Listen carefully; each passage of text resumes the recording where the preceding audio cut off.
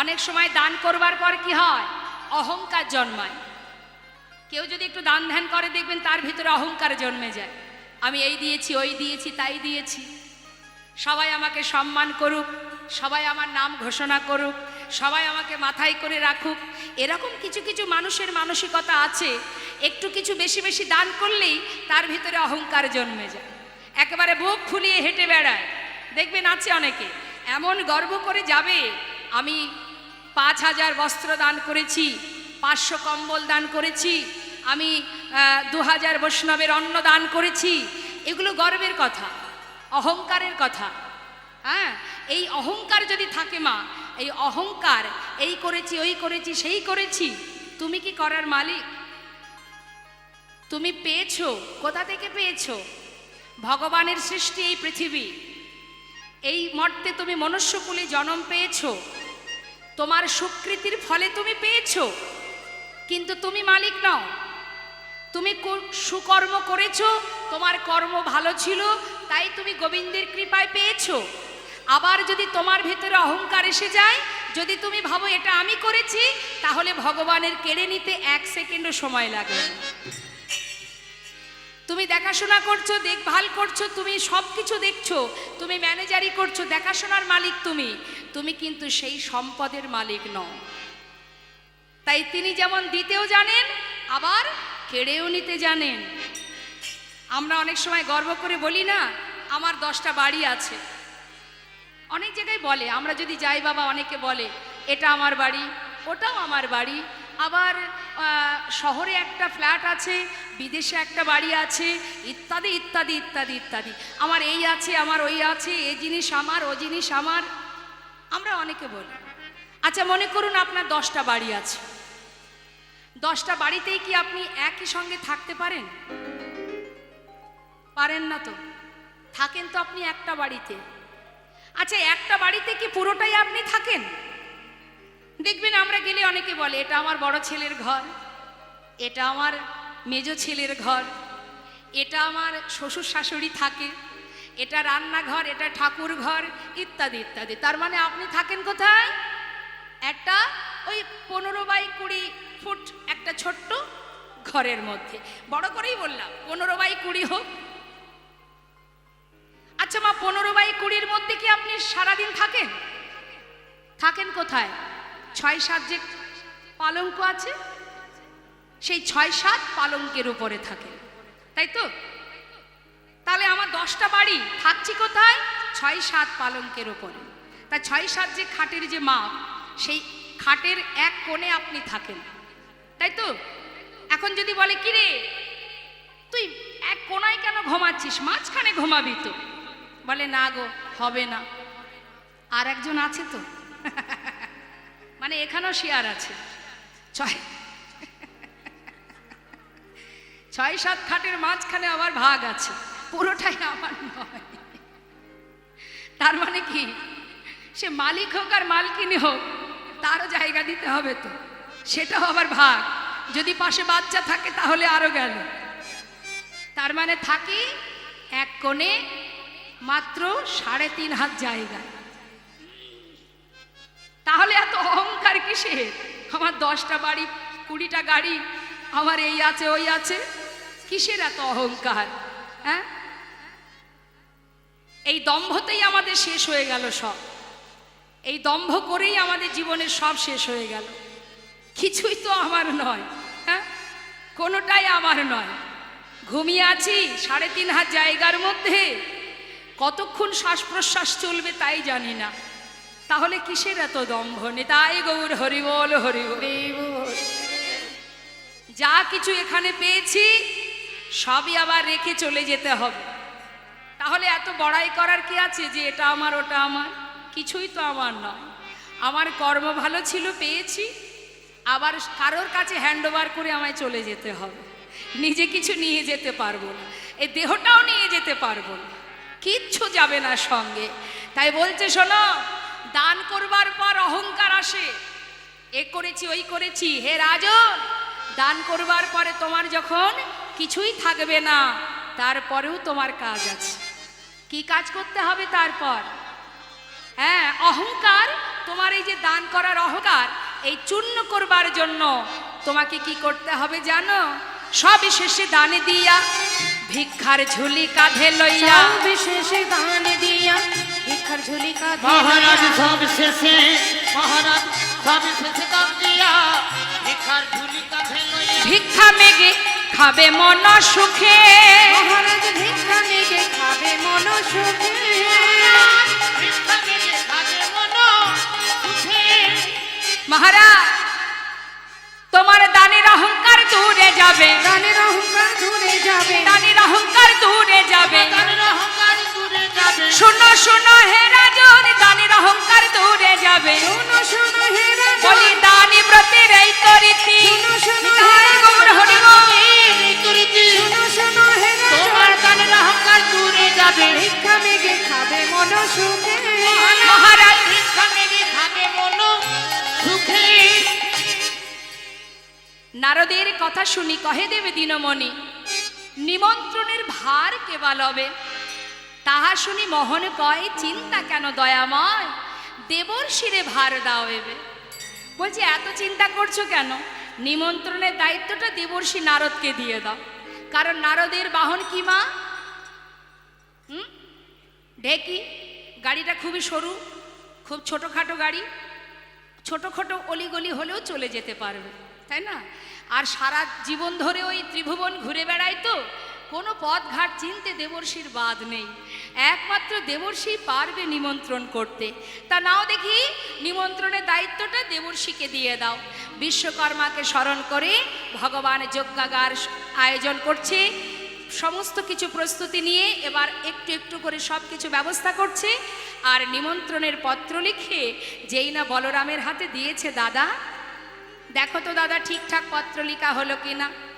দাদা দেখছে ভাই সব জায়গার পত্র লিখেছে, কিন্তু বৃন্দাবনবাসীর পত্র লেখেনি। গৌরহরি আহা বলাই দাদা বলে উঠলেন, হ্যাঁ রে কানাই, তুই সব জায়গার নিমন্ত্রণ পত্র লিখলি, বৃন্দাবনবাসীর জন্য লিখলি না কেন? বুঝেছি তারা তোকে বেশি ভালোবাসে, তো সেই কারণে তাদের এত আঘাত দিয়েও তোর স্বাদ মেটেনি, তুই তাদেরকে আরো কষ্ট দিতে চাস। যারা এত ভালোবাসে তাদেরকে বাদ রেখে তুই যজ্ঞ করবি কি করে কানাই?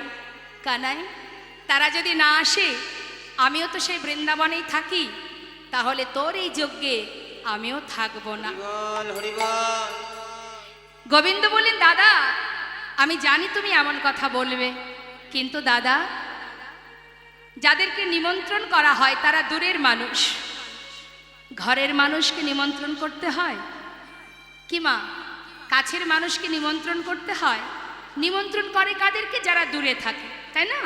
তা দাদা বৃন্দাবনবাসী আমার কাছের মানুষ, আমার ঘরের মানুষ। নিমন্ত্রণ করলে সবাই আসে, আর বিনা নিমন্ত্রণে কি আসে? যারা কাছের হয়, আপন হয়। নিতাই গৌর হরিবল হরিবল। আজ আমি দেখতে চাই দাদা বিনা নিমন্ত্রণে কে আমার কাছে আসে, তবেই তো জানবো সে আমার ভালোবাসার জন। হরিবল। এদিকে বলরামের কথা শুনে গোবিন্দ কি করেছে? মা যশোমতী নন্দ মহারাজের জন্য, তাদের জন্য একটা পত্র লিখেছে। মায়ের চরণে প্রণাম জানিয়ে পত্র লিখেছে। এবার সেই পত্র নিয়ে দেবর্ষি নারদ স্বর্গ মর্ত পাতাল সব জায়গায় নিমন্ত্রণ করবার পর শেষে গিয়ে পৌঁছালো বৃন্দাবনে। নিতাই গৌর হরি।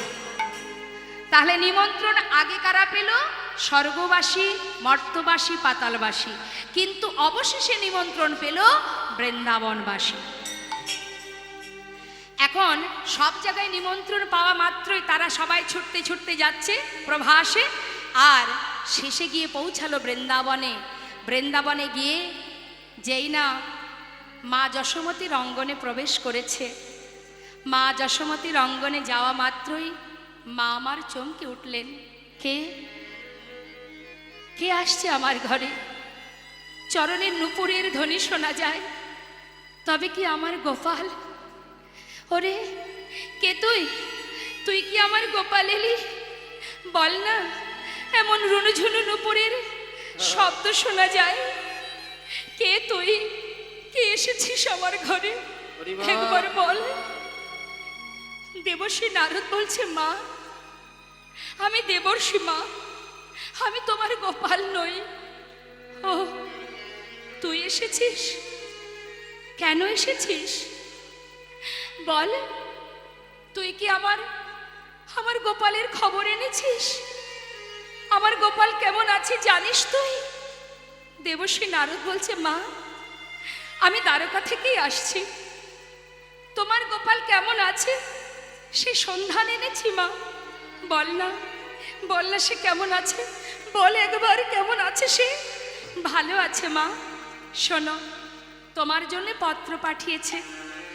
ও মা, তোমাকে যেতে হবে। কোথায় যাব?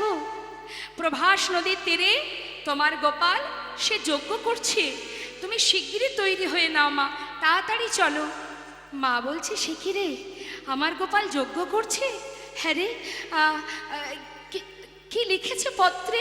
মা তুমি একবার নিজেই পড়ে দেখো, আমি তো পড়তে পারবো না। জানিস, সন্তানকে হারিয়ে তার জন্য কাঁদতে কাঁদতে আজ আমি অন্ধ হয়ে গেছি। পত্রে কি লেখা আছে আমি তো পড়তে পারবো না, তুই একবার একটু পড়ে শোনা না বাবা। মা তুমি এক কাজ করো, তোমার সন্তানের লেখা পত্রটি তুমি তোমার নয়নে পরশ করো। আমার বিশ্বাস পরশমণির পরশ পেলে তুমি আবার দৃষ্টি ফিরে পাবে মা। মা যশোমতী পত্রখানি একবার বুকে জড়িয়ে ধরছে, একবার নয়নে পরশ করছে, আর গোপাল গোপাল বলে কাঁদছে। দেখতে দেখতে গোটা বৃন্দাবনবাসী সবাই খবর পেল। যেই না খবর পেয়েছে মা, সকলেই যাচ্ছে গোবিন্দ দর্শনে। আর এদিকে রাধারানীর অবস্থা কি? শ্রীমতী রাধারানী কৃষ্ণ শোকে আজ একবার চৈতন্য একবার অচৈতন্য। খবর পেয়ে দেবশ্রী নারদ এসেছে শুনে চিৎকার করে ডাকছে, রাধে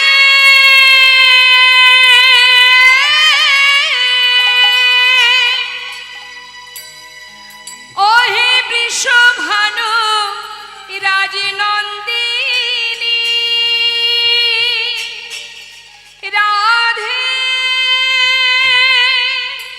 রাধে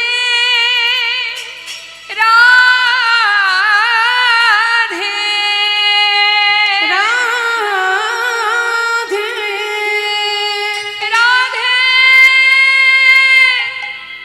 রাই ওঠ, রাই ওঠ, এমন করে আর মূর্ছা যাস না তুই, একবার ওঠ। ওই দেখ দেবর্ষি এসেছে দ্বারকা থেকে, তোর বধূ কেমন আছে? চল ওঠ রাই, একবার ওঠ, চল গিয়ে আমরা শুনে আসি গোবিন্দ কেমন আছে। ওঠ রাই ওঠ। রাধারানীকে সবাই মিলে তুলে ধরে ছুটতে ছুটতে নারদের কাছে গিয়ে বলছে, মণিবর আমার বধূ কেমন আছে? বলো না মণিবর সে কেমন আছে, কুশলে আছে তো? দেবশ্রী নারদ বললেন, শান্ত হও, সে ভালো আছে, অনেক ভালো আছে। তোমাদের কাছে একটা শুভ খবর এনেছি, শোনো। প্রভাসেতে যজ্ঞ করে কৃষ্ণ বলরাম, প্রভাসেতে যজ্ঞ করে কৃষ্ণ বলরাম। ওই না প্রভাসে, ওই প্রভাসেতে যজ্ঞ করে কৃষ্ণ বলরাম। সেই যজ্ঞের সংবাদ দিতে নারদ যে এলাম, যজ্ঞের সংবাদ দিতে নারদ যে আমি সেই যোগে সংবাদ দিতে নারদ গেলাম। যাও যাও প্রভাসের তীরে যাও, যাও যাও প্রভাসের তীরে তোমরা যাও যাও প্রভাসের তীরে যাও, যাও যাও প্রভাসের তীরে যাও। আর বিলম্ব করো না গো, যাও যাও প্রভাসের তীরে যাও। আর বিলম্ব করো না গো, যাও যাও প্রভাসের তীরে যাও। সেই যজ্ঞের সংবাদ দিতে আমি নারদ যে এলাম। সেই যজ্ঞের সংবাদ দিতে নারদ যে এলাম। যেই না রাধারানী শুনেছে প্রভাসের তীরে গোবিন্দ যজ্ঞ করছে, আর রাধারানী নিজে নিজে প্রতিজ্ঞা করলেন, এই বৃন্দাবনে আমি আর থাকবো না, যেখানে আমার প্রাণনাথ নেই, যেখানে আনন্দ নেই, যেখানে লীলা হয় না, যেখানে খেলা হয় না, সেই বৃন্দাবন আমি ত্যাগ করব। মাথায় করে পসরা নিয়ে সখীবেষ্টিত হয়ে শ্রীমতী রাধারানী মনের আনন্দে চিরতরে বিদায় নিচ্ছে বাবা। যখন বাইরে হয়েছে মা, যোগ্য বার্তা পেয়ে যাত্রা করিলেন রায়, আয় বালা গো।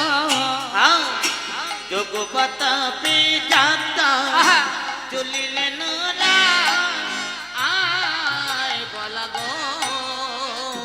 সখীগণ সঙ্গে চলে সহিত বড়া, সখীগণ সঙ্গে চলে সহিত বড়া।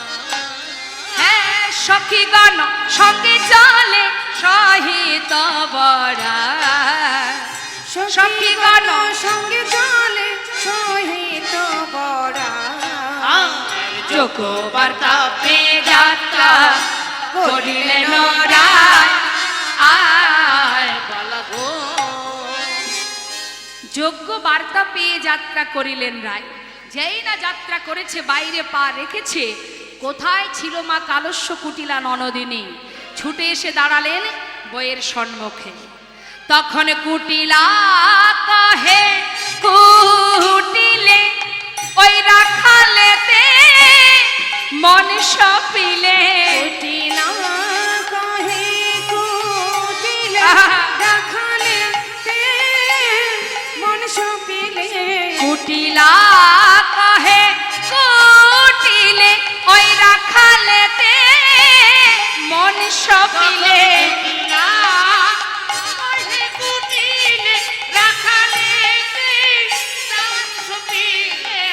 চিরকাল তোর কলঙ্ক গেল ও না ওলা,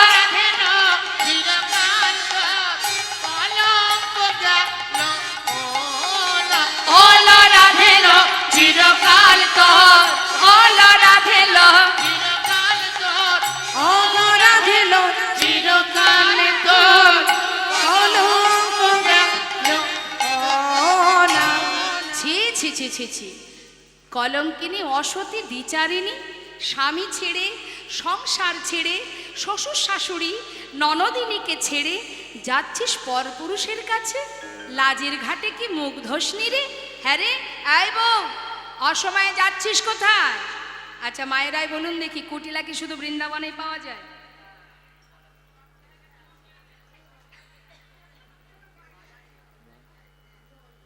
সব জায়গায় কুটিলা আছে।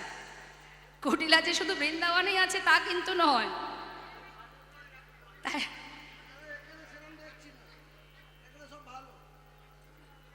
দেখেছেন তো, নিজের জায়গা তো, বেশি দূরে বাড়ি নয়, পৈলানের কাছে। হ্যাঁ, এলাকার মানুষ তো ওই জন্য সুখ্যাতি করছে। ভালো না? না না, যারা কুটিল প্রকৃতির হয় তাদের মুখ দেখলে চেনা যায়। দেখবেন অন্যের ভালো যে সহ্য করতে পারে না, সেই তো কুটিলা। কূটমতি যার, কূটমতি, হ্যাঁ কূটনৈতিক মনোভাব যার, সেই তো কুটিলা। তা তাদের মুখ দেখলে চেনা যায়। এখানে সেরকম কোনো বদল আমি দেখতে পাচ্ছি না। এখানে খুব সুন্দর বদল। যাই হোক, এখন কুটিলা বলছে ছি ছি ছি ছি ছি, পরপুরুষের কাছে যাচ্ছি স্বামী ছেড়ে, কলঙ্কিনী অসতী।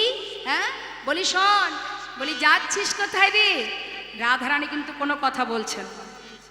এখন মনে করুন কেউ যদি আপনার সঙ্গে ঝগড়া করতে আসে, আপনি একাই বকবক করে যাবেন, অপর ব্যক্তি যদি কোনো কথা না বলে, দেখবেন তাতে রাগ আরো বেড়ে যাবে। এই বুদ্ধিটা প্রয়োগ করবেন। মানে কেউ যদি আপনার সঙ্গে কোনো বিষয়ে ঝগড়া করতে আসে, আপনি কথাই বলবেন না, সে একা বলতে বলতে বলতে বলতে দেখবেন কি আরো জ্বলবে, আরো জ্বলবে। বলতে বলতে এক সময় সে নিজেই মুখটা বন্ধ করে থাকবে। যদি কথা বলেছেন তাহলে বিপদ, সে বাড়তেই থাকবে। বলা যাবে না, চুপচাপ থাকতে হবে। এখন কুটিলা দেখছে এত করে কথা বলছি, বউ তো কোনো উত্তর করছে না। কিরে, কথা বলছিস না কেন? হ্যাঁ, চুপচাপ দাঁড়িয়ে থাক, আজ তোর একদিন আর আমার একদিন। কথা বলবি না? শোন, ঘরের বউ ঘরে যাবি, না হলে এইখানে দাঁড়িয়ে থাক। চললাম দাদাকে ডাকতে। এখন আয়ান তো মায়ের পূজায় সর্বদাই ব্যস্ত থাকে, আর কুটিলা সে তো বউকে মোটে সহ্য করতে পারে না। এখন সেই যাচ্ছে দাদার কাছে নালিশ করতে। আর রাধারানী যাবার পথে বললি, ননদিনী যাচ্ছ যাও, তবে শোনো ননদিনী, তোমার কথা মতো আমি এখানেই দাঁড়িয়ে থাকবো, যত সময় তুমি না আসবে আমি এখান থেকে কোথাও যাব না। বেশ, এবার চললেন কুটিলা আয়ানের কাছে। দাদা, ও দাদা,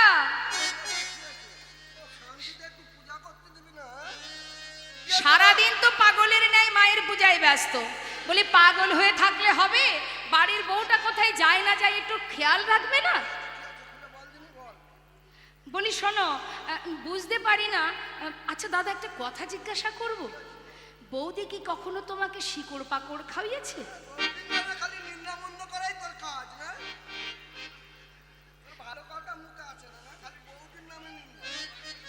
বুঝেছি, নিশ্চয়ই কোনো ওই পাতালতার রস খাইয়েছে। বইয়ের কথায় ওঠে আর বসে, ওঠে আর বসে। আর আমি কথা বললে তো মোটে সহ্যই হয় না। দেখো,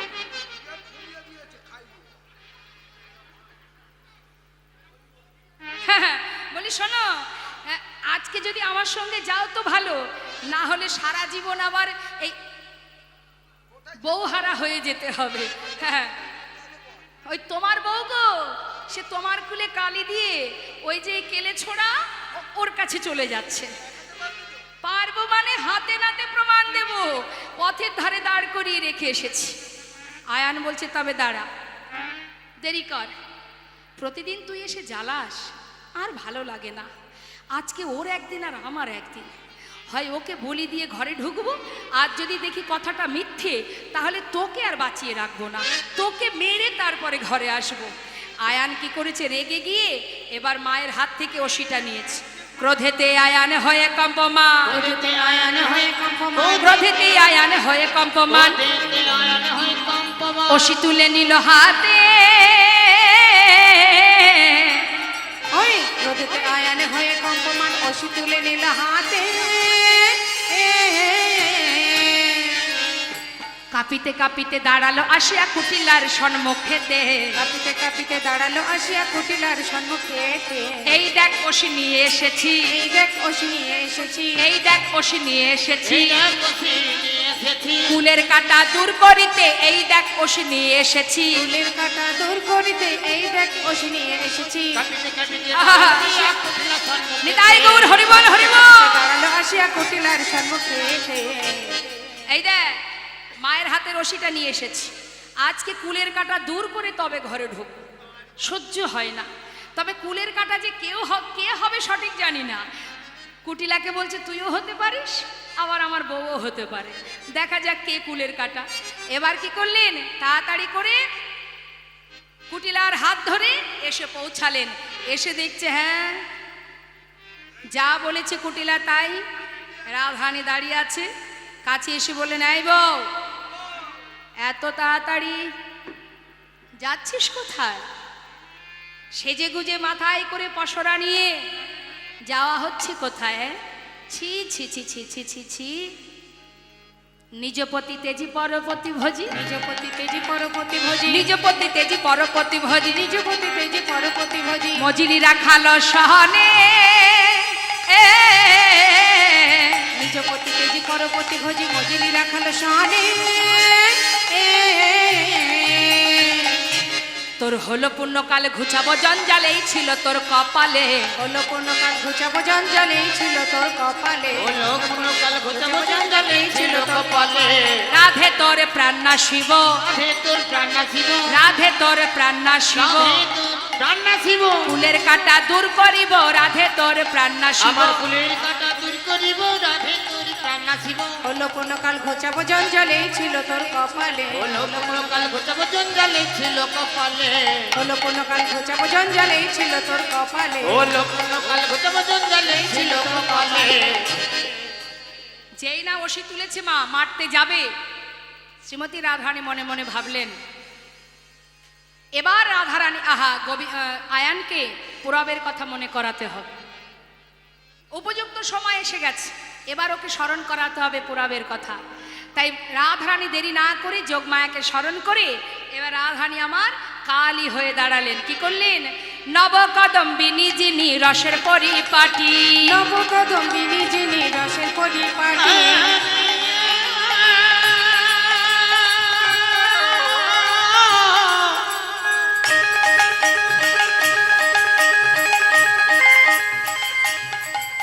প্রেমময়ী রাধারানী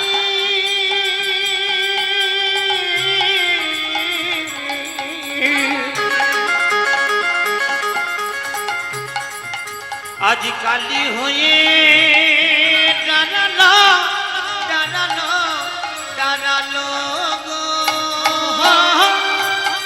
ওই না নবকদম্বিনী যিনি রসের পরিপাটি, এগো নীল শাড়ি খসাইয়া পরায় অরুন্ধতী, নীল শাড়ি তাই গৌর খসাইয়া হরিব। নীল শাড়ি খসাইয়া পরায় অরুন্ধতী, কালী মূরতি হয়ে রায় দাঁড়াইল, কালিয়া মূরতি হয়ে রায় দাঁড়াইল, তখন কালী মূরতি হয়ে রায় দাঁড়াইল। ছুটে গিয়ে রাধা রানীর চরণ ধরিল, ছুটে গিয়ে তাই গৌর হরিব। ধরিল, ছুটে গিয়ে রাধারানীর চরণে ধরিল, ছুটে গিয়ে রাধারানী চরণ ধরিল। ক্ষমা কর রায়, ক্ষমা করো রায়, ক্ষমা কর রায়, ক্ষমা করো না, ওই চরণের অপরাধী ক্ষমা কর রায়। ওই চরণের অপরাধী ক্ষমা করো বলে রায়, ওই চরণের অপরাধী ওহে আমার রাধা রানী, ওই চরণের তাই গৌর হরি বল, গৌর হরি ওই বল। চরণের অপরাধী, হে আমার রাধারানী, ওই চরণের অপরাধী, হে আমার রাধারানী, ওই চরণের অপরাধী। ক্ষমা করো না, ছুটে গিয়ে রাধারানী চরণ ধরিল, ছুটে গিয়ে রাধারানীর চরণে ধরিল। কালী মূরতি ধারণ করে রাধারানী বলে উঠলেন, ওরে আয়ান, একবার মনে করে দেখ পুরবের কথা। তুই ছিলি সুতাপা ঋষি, সাধনা করে বিষ্ণুর কাছে তার বামে লক্ষ্মীকে নিজের পত্নী রূপে চেয়েছিলে।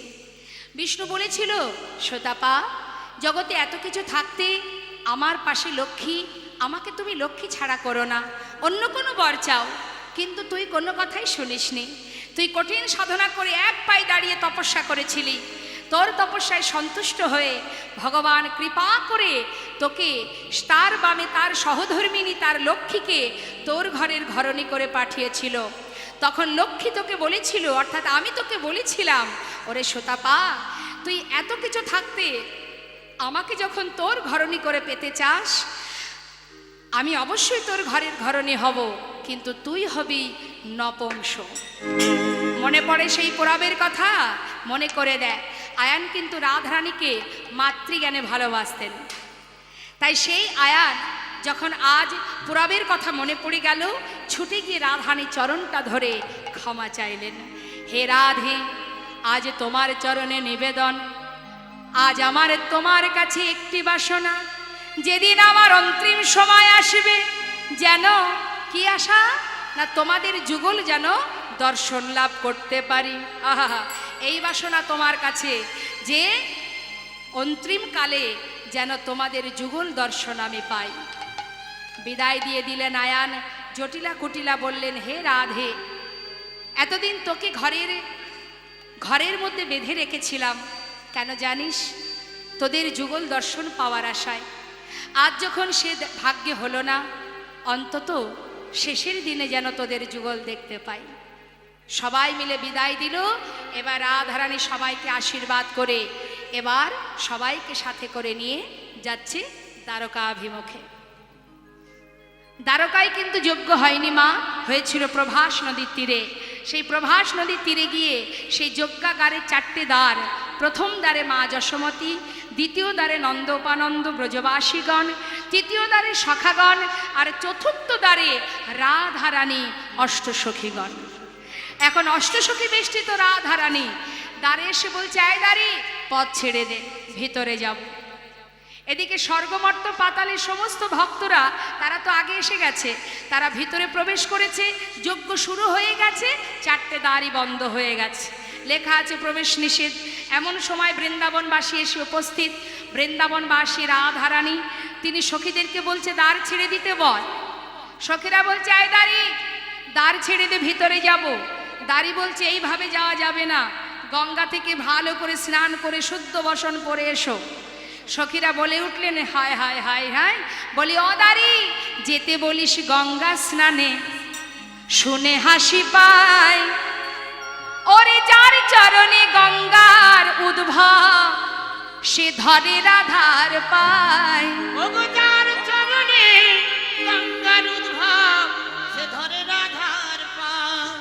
আরে শোন শোন, ছিছি বলতে লজ্জা হয়, ছিছি বলতে লজ্জা হয়, ছিছি বলতে লজ্জা হয়, বলতে লজ্জা হয়। ওরে যার চরণে গঙ্গার উদ্ভব, সে ধরে রাধার পায়। ওই যার চরণে গঙ্গার উদ্ভব, সে ধরে রাধার পায়। ওরে যার চরণে গঙ্গার উদ্ভব, সে ধরে রাধার পায়। ওই যার চরণে গঙ্গার উদ্ভব, সে ধরে রাধার পায়। ছিছি বলতে লজ্জা হয়, ছিছি আমাদের বলতে লজ্জা হয়, আমাদের বলতে লজ্জা হয়। ছি ছি ছি। কি বলছে? ছি ছি ছি ছি। আরে যার চরণে গঙ্গার সৃষ্টি, মানে তোদের যে রাজা, সে আমাদের রাধারানীর চরণ ধরে কুল পায় না, আর তুই কিনা বলছিস আমাদেরকে গঙ্গায় স্নান করতে যেতে। যা যা যা, বেশি দেরি করিস না, তোদের রাজাকে গিয়ে বল সে যেন গুরুকে বরণ করে ভিতরে নিয়ে যায়। এখন দাঁড়িয়ে এই কথা শুনে রাধারানীর দিকে তাকাচ্ছে আর মনে মনে ভাবছে, এই রমণী আমাদের মহারাজের গুরুদেব। তাকিয়ে আছে। আর সখীরা বলছে, যা, হা করে দেখছিস কি?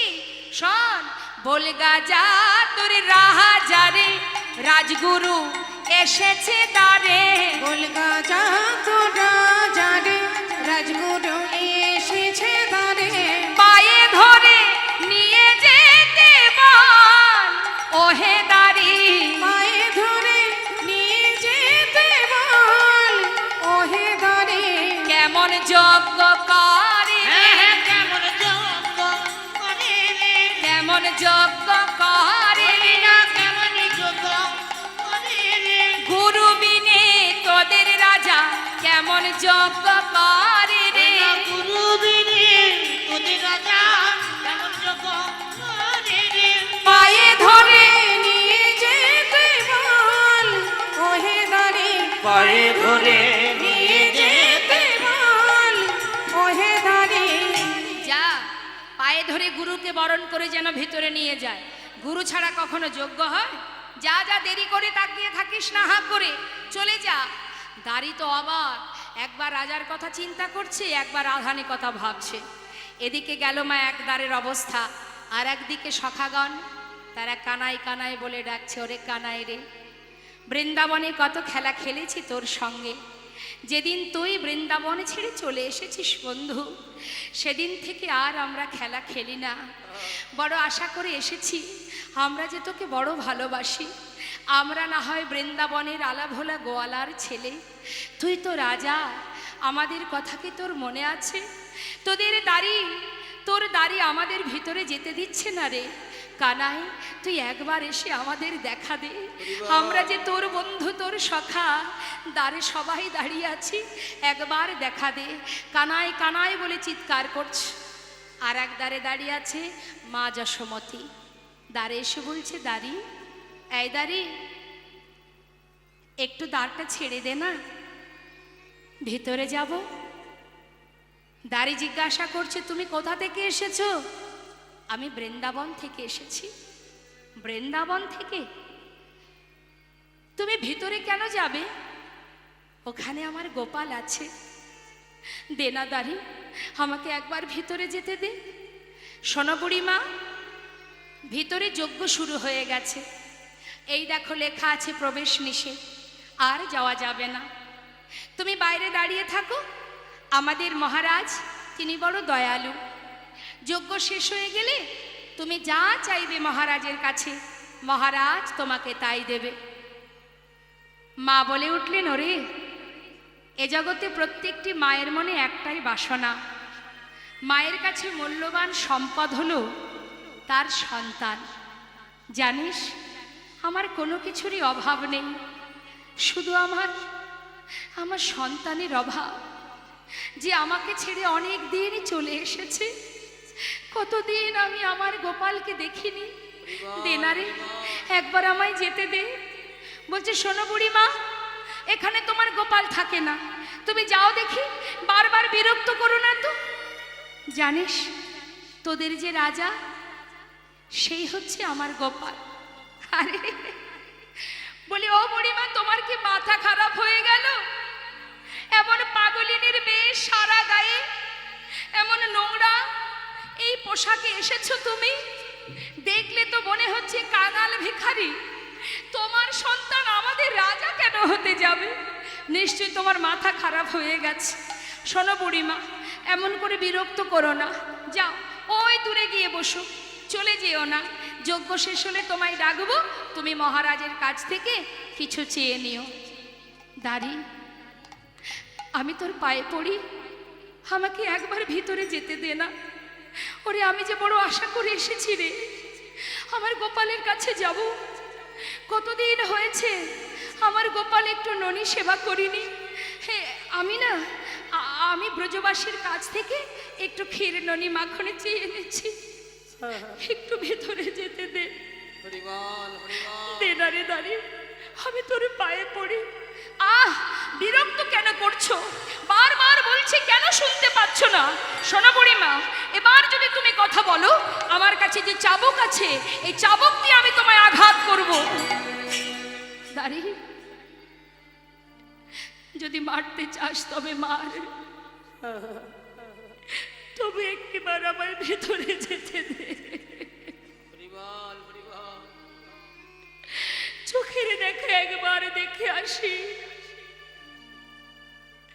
যদি দেখবার মতো সময়টুকু আমার হাতে আর না থাকে, আমি যে বড় কষ্ট করে বৃন্দাবন থেকে এসেছি সন্তানকে দেখবো বলে। দেনাদারি, একবার যেতে দে আমায়, একবারে যেতে দে। দাঁড়িয়ে আর সহ্য করতে না পেরে মা যশোমতীর অঙ্গে চাবুক দিয়ে আঘাত করতে শুরু করে দিলেন। এত বিরক্ত করছে দেখে অসহ্য আর সহ্য হচ্ছে না। না, শোনো বুড়িমা, কথা যদি না শোনো, দেখতে পাচ্ছ কি আছে? আঘাত করে বলে উঠলেন, যাও, সরে যাও। বারবার বলছি, সরে যাও তুমি। আঘাত শুরু করে দিল মা। চাবুকের আঘাতে মায়ের পিঠে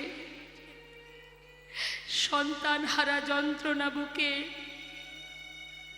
চিৎকার করে মা সেই দাড়ির আঘাত সহ্য করছে, চাবুকের আঘাত সহ্য করছে, আর কেঁদে কেঁদে সন্তানকে ডাকছে, গোপাল রে,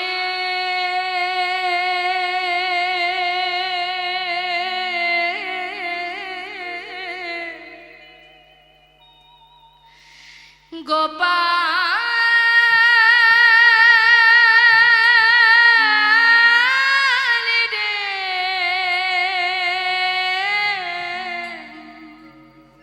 সাড়া দে গোপাল, সাড়া দে। গোপাল রে,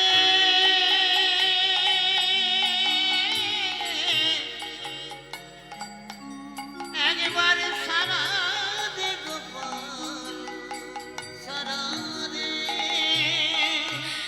গোপাল রে,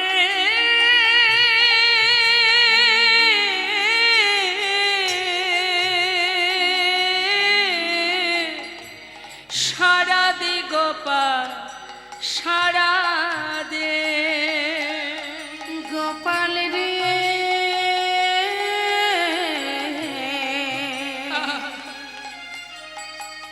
সাড়া দে গোপাল, সাড়া দে। অভাগিনী মা তো, অভাগিনী মাতা, অভাগিনী,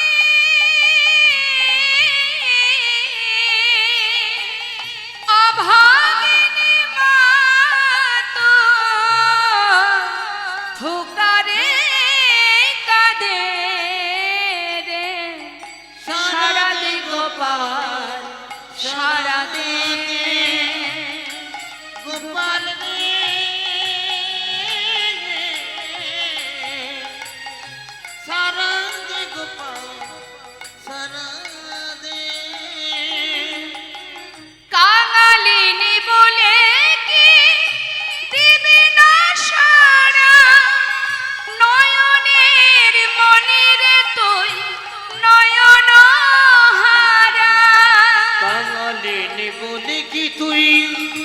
দিবি না সাজা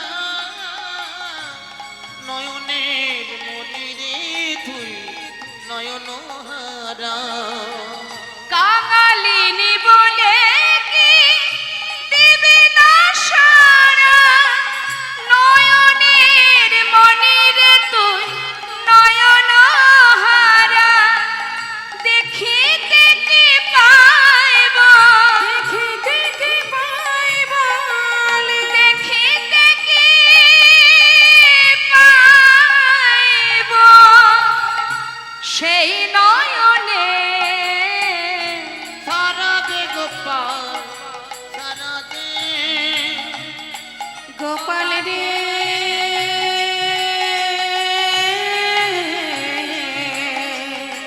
সারা দে গোপাল সারা দে যে বাঁশি বাজিয়েছিলি ওরে গোপাল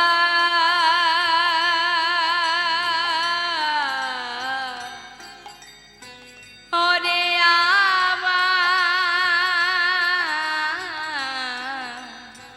ওরে আমার নয়ন মনি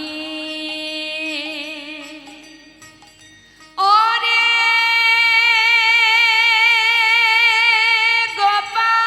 গোপাল রে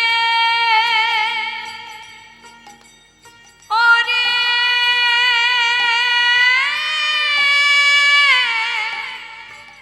গোপাল রে হরে ওরে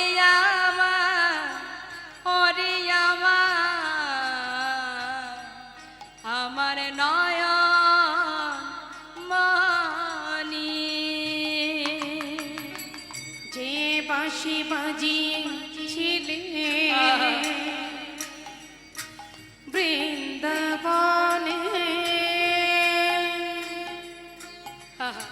সে বাঁশি বাজাও আবার সবারই কানে তোর বিরহে দিয়া কাঁদিয়ালি কো শ্রীদাম সুদামে কেঁদে হয়েছে বেকুল ওরে তোর বিরহে দিয়া কাঁদিয়ালি কুল সিদামে সুদাম কেঁদে হইয়া ব্যাকুল সোনার ব্রজ সোনার ব্রজ আজ, সোনার ব্রজ সোনার ব্রজ আজ।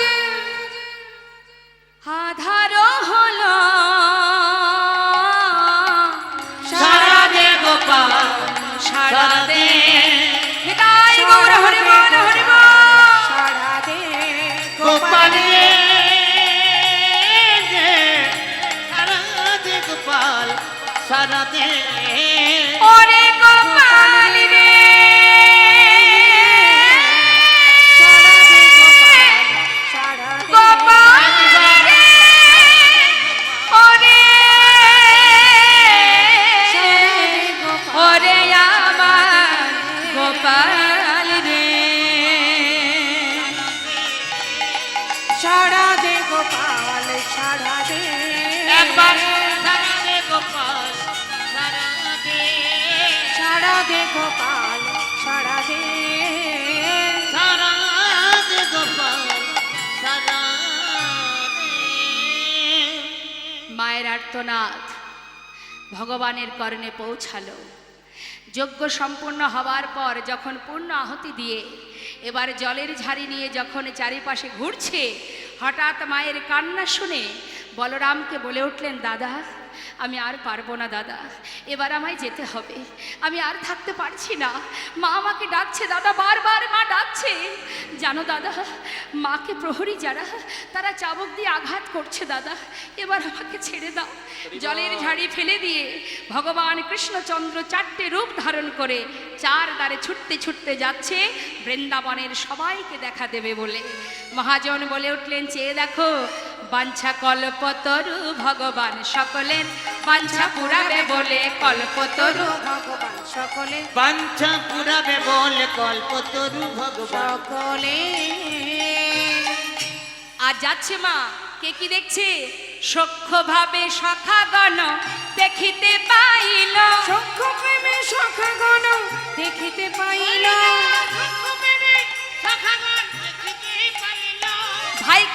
ভাই কানাই বলে কাঁধে তুলে নিল ভাই গৌর হরে বল হরে বল তুলে নিল ভাই কানাই বলে কাঁধে তুলে নিল ভাই কানাই বলে কাঁধে তুলে নিল বাঞ্ছা কল্পতরু ভগবান সকলে বাঞ্ছা পুরাবে বলে কল্পতরু ভগবান সকলে নন্দয়ুপানন্দ দেখে দোয়ারে দাঁড়ায় নন্দ দেখে দুয়ারে দাঁড়ায় প্রাণ গোবিন্দ আসে দুটি বাধা মাথায় লয়ে প্রাণ গোবিন্দ আসে দুটি বাধা মাথায় লয়ে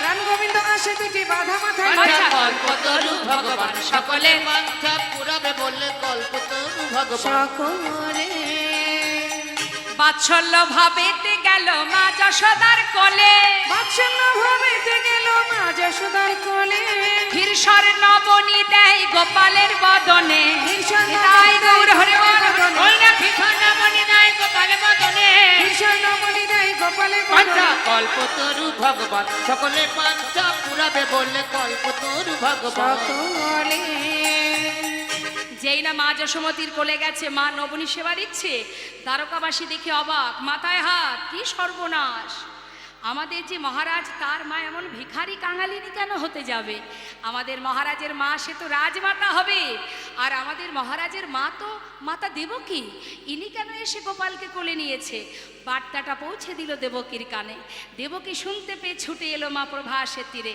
এসে কি করলেন মা যশোমতির কোল থেকে কৃষ্ণকে ছিনিয়ে নিচ্ছে আমার কৃষ্ণ আমি ওকে জন্ম দিয়েছি ও আমার কৃষ্ণ আমার কৃষ্ণ আর মা যশোমতী বুকে জড়িয়ে ধরে বলছে আমার গোপাল দুজনের মধ্যে টানাটানি হচ্ছে এমন সময় দ্বারকাবাসী চিন্তা করছে আমরাও জানতে চাই প্রকৃত মাকে তাহলে এক সন্তান দুই মা পরীক্ষা দেওয়া হোক যে কে প্রকৃত মা বেশ কি পরীক্ষা শতবস্ত্র পরপর টানানো হবে শতবস্ত্রের এক ধারে থাকবে কৃষ্ণ আর এক পাশে থাকবে দুই মা যে মা তার স্তনদুগ্ধ এই শতবস্ত্র ভেদ করে গোবিন্দের বদনে দিতে পারবে সে হবে প্রকৃত মা কি কঠিন পরীক্ষা দেখুন এবার কি করেছে দুই মায়ের মধ্যে এক মা দেবকী মা যিনি কারাগারে কৃষ্ণকে জন্ম দিয়েছে সে তো নিশ্চিত যে আমি জন্ম দিয়েছি সে গর্বভরে বলে উঠলেন আমি আগে পরীক্ষা দেব ভগবান সব সইতে পারে মা অহংকার সইতে পারে না তিনি এবার কি করলেন পরীক্ষার জায়গায় দাঁড়িয়ে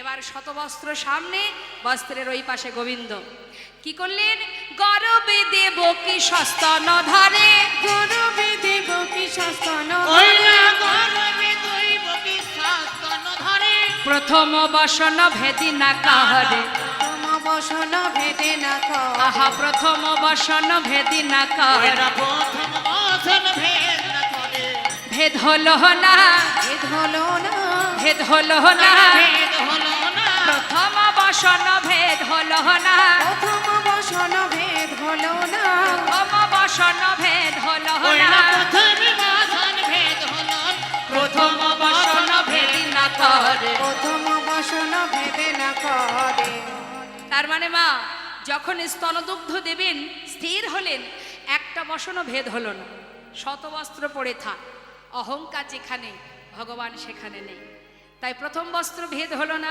সবাই বললেন তুমি এবার সরে যাও মা যশোমতীকে পরীক্ষা দিতে দাও এবার মা যশোমতী বলে উঠলেন গোপাল আমি জানি না তোর মা কিনা সমাজের কাছে যদি প্রমাণিত হই আমি তোর মা নই কিন্তু আমার অন্তর তো জানে তুই একমাত্র আমার সন্তান তাই জগতের কাছে যদি আমি মা নাও হই আমি সারা জীবন তোকে সন্তান জ্ঞানে ভালোবেসে যাব বাবা মা আমার কাঁদছেন চোখের জল বুক ভেসে যায় মায়ের কাঁদতে কাঁদতে নিজের স্তনদুগ্ধ গোপালের বদনে দিচ্ছে গোপাল গোপাল গোপাল বলে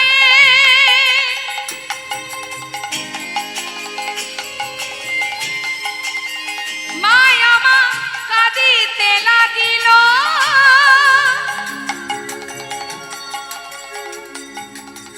শতবস্ত্র ভেদে দুগ্ধ বদনে পড়ি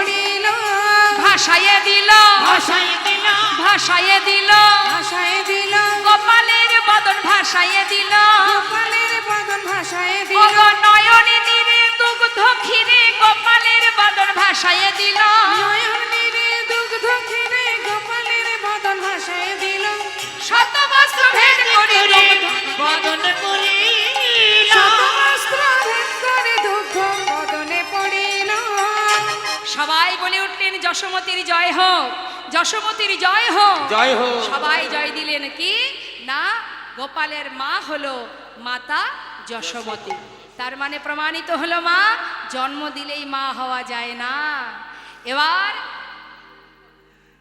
আস্তে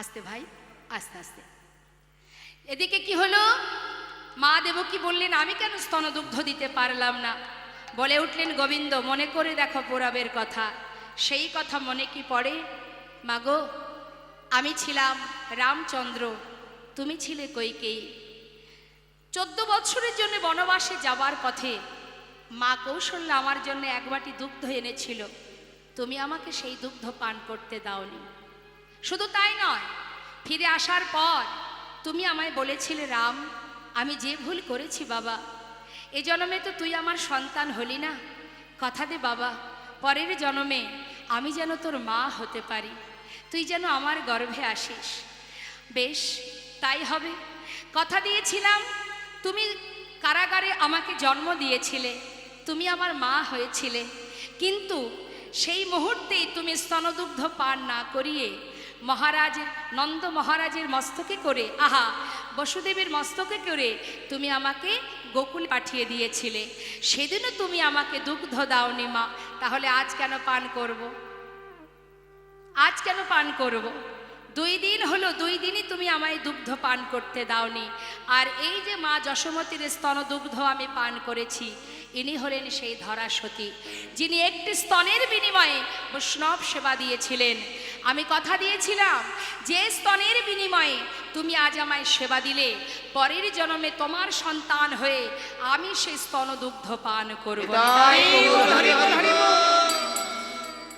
এদিকে তো মা প্রমাণিত হলো আর এদিকে কি হলো না রাধারানী আমার দেখছেন গোবিন্দ আসছেন গোবিন্দকে আসতে দেখে রাধারানী কি করলেন তাড়াতাড়ি করে বড় করে ঘোমটা দিয়ে বদনটা ঘুরিয়ে দাঁড়ালেন গোবিন্দের দিকে পিছন দিয়ে দাঁড়ালেন মহাজন পদাবলিতে বলছেন দেখো দেখো মধুর রসে সখী গণ দেখিতে পাইল মধুর রসে সখী গণ দেখিতে পাইল দেখিতে পাইল অভিমানে রাধারানী বদন ফিরাইল অভিমানে কমলিনী বদন ফেরাইল তখন অভিমানী কমলিনী বদন ফিরালো অভিমানে কমলিনী বদন ফেরাইল কল্পতরু ভগবান সকলে বাঞ্ছা পুরাবে বলে কল্পতরু ভগবান সকলে সখীরা বলছে আয় রাধে যার অপেক্ষায় আসা সেই তো এসেছে তোর কাছে মুখটা ঘোরালি কেন কিরে অমন অভিমান করে বদনটা ঘুরিয়ে দাঁড়ালি কেন শ্রীমতী রাধারানী বললেন সখীরে আমি তো কোনো রাজাকে ভালোবাসি নাই আমি ভালোবেসেছি এক রাখালকে ওকে চলে যেতে বল আমি ওকে চিনি না গোবিন্দ বুঝতে পারলেন যে রাজবেশ রাধারানী পছন্দ করেন না তাই রাজবেশ খুলে দিয়ে একটা রাখালের বেশ পরিধান করে এসে দাঁড়ালেন এসে কি করলেন অভিমানী রাধারানীকে তাড়াতাড়ি করে নিজের পাশে বসিয়ে তার সেবা দিচ্ছেন কেমন ভাবে তরাতরি করে ধরে বসাইল বামে তাড়াতাড়ি করে ধরে বসাইল বামে নিজ বসনে মুছাইল রায় মুখ ঘামে নিজ বসনে মুছাইল রায় মুখ ঘামে নিজ বসনে মুছাইল রায় মুখ ঘামে নিজ বসনে মুছাইল রায় মুখ বাঞ্ছা ঘামে কল্পতরু ভগবান সকলে বাঞ্ছা পুরাবে বলে কল্পতরু ভগবান সকলে ভাঙিয়া চূড়ার ফুল চরণ সেবা করে ভাঙিয়া চড়ার ফুল চরণ সেবা করে ভাঙিয়া চূড়ার ফুল চরণ সেবা করে মাথা থেকে চূড়া থেকে ফুল ছিঁড়ে রাধারানীর চরণে দিয়ে চরণ সেবা করছে তাই না দেখে সখীরা মৃদু মৃদু হাসছে মা কি বলছে আহা ললিতা মুচুকি হাসে কুণ্ডলতার আড়ালে মুচকি হাসে কুণ্ডলতার আড়ে ললিতা মুচুকি হাসি কুণ্ডলতার আড়ে ললিতা মুচকি হাসে কুণ্ডলতার আড়ে ললিতা মুচুকি হাসি কুণ্ডলতার বাচ্চা কল্পতরু ভগবান সকলে বাঞ্ছা পুরাবে বলে কল্পতরু ভগবান সকলে সখীরা বলা বলি করছে হেই মা তা জানি না হেই মা তা জানি না হেই মা তা জানি না এই মহিমা তা জানি না পুরুষ চরণ সেবা করে হেই মা তা জানি না হয়ে চরণ সেবা করে এই মহিমা তা জানি না পুরুষ হয়ে নারীর চরণ সেবা করছে হেই মা এ তো আগে কখনো জানতাম না। আর কি করলেন গোবিন্দ আনিয়া প্রভাসের জল চরণ ধোয়ালো তাই গৌর হরি বল হরি বল। কখনো নিয়া ভাতে জল করে যেই না চরণ ধৌত করলো মা প্রভাস উদ্ধার হয়ে গেল। গোবিন্দ দাসে বলে প্রভাস তীর্থ যে হইল গোবিন্দ তাই গৌর হরি বল হরি বল হরি বল। গোবিন্দ দাস বলে বাবা সিদ্ধি হইল গোবিন্দ দাস বলে প্রভাস তীর্থ যে হইল গোবিন্দ দাস বলে বাবা সিদ্ধি আচ্ছা কল্পতরু ভগবান সকলে বাজা পোড়াবে বলে কল্পতরু ভগবান সকলে সকলে এবার রাধা গোবিন্দ যুগলে দাঁড়ালেন। শ্রীমতীর সখীগণ রাধারানীকে বললেন সখীরা ললিতা বললেন এই রাধে এই নে ধর ধর ফুলের মালাটা ধর বধুর গলায় পরিয়ে দে। আর নিয়া মালতির মালা রায়ের করে দিল আমি আমালতির মালা রায়ের করে দিল লতির মালা রায় করে দিল নে মালাটা পরা বধুর গলায় পরাইয়া বামে দাঁড়াইল বধুর রায় গৌর হরি বল হরি বল। ওই না বধুর গলে পড়াইয়া মানে দাঁড়াইল বধুর গলায় পরাইয়া বামে দাঁড়াইল ওই না বধুর গলায় পড়াইয়া মানে দাঁড়াইল বধুর গলায় পরাইয়া বামে দাঁড়াইল কল্পতরু ভগবান সকলে পান্থা পুরাবে বলে কল্পতরু ভগবান সকলে সবাই মিলে আমরা যুগল দর্শন করব আর যুগল গুণগান গাইব। এখানে লীলা আমাদের বিশ্রাম যাবে। আসুন আমরা সবাই দর্শন করলাম প্রভাসের তীরে রাধা গোবিন্দের মধুর মিলন। সবাই মিলে গাইব জয় রাধে রাধে বল কৃষ্ণ কৃষ্ণ বল রাধে রাধে বল কৃষ্ণ কৃষ্ণ বল জয় রাধে রাধে বল কৃষ্ণ কৃষ্ণ বল রাধে রাধে বল কৃষ্ণ কৃষ্ণ বল বল রাধে রাধে বল কৃষ্ণ কৃষ্ণ বল রাধে রাধে বল কৃষ্ণ কৃষ্ণ বল জয় রাধে জয় কৃষ্ণ জয় রাধে জয় কৃষ্ণ জয় রাধে জয় কৃষ্ণ রাধে জয় কৃষ্ণ জয় রাধে জয় কৃষ্ণ জয় রাধে জয় কৃষ্ণ রাধে রাধে। সবাই মিলে আমরা যুগল দর্শন করলাম লীলা বিশ্রামে যাবে। এবার আমরা সবাই মিলে বৃন্দাবন ধাম আচ্ছা আপা জপে যা রাধে রাধে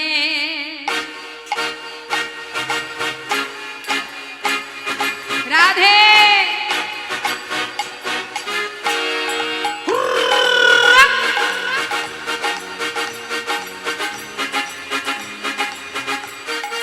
রাধে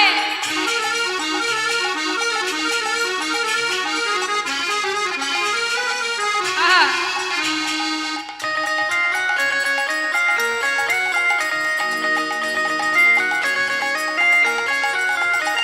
বৃন্দাবন ধাম বৃন্দাবন ধাম অপার জপে যা রাধে রাধে হই বৃন্দাবন ধাম অপার জপে যা রাধে রাধে জপে যা রাধে রাধে ভজে যা রাধে রাধে জপে যা রাধে রাধে ভজে যা রাধে রাধে রাধে আলি বেলি রাধে আলি বেলি সরকার জপে যা রাধে রাধে রাধে अलबेली सरकार जपे जा राधे राधे राधा रानी की জয় वृंदावन धाम की জয়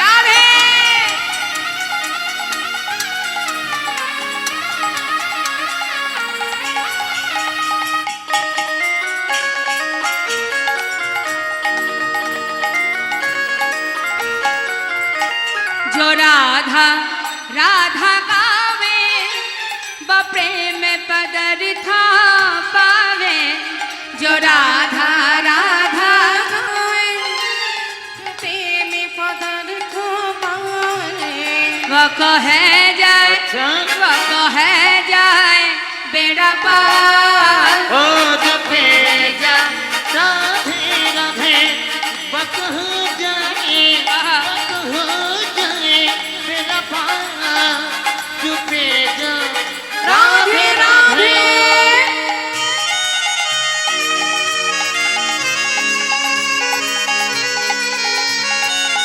राधे